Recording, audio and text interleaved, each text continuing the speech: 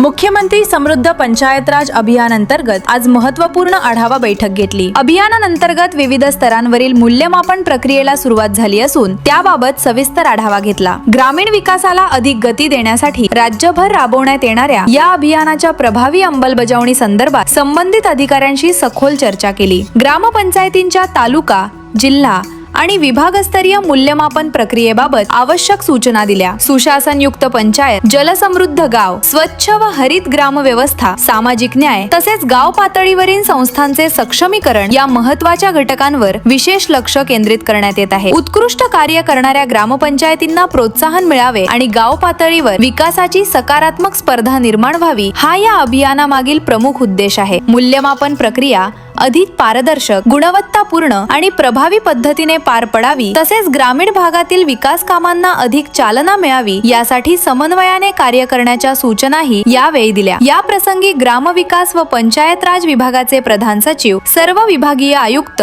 सर्व जिल्ह्यांचे मुख्य कार्यकारी अधिकारी तसेच क्षेत्रीय अधिकारी उपस्थित होते।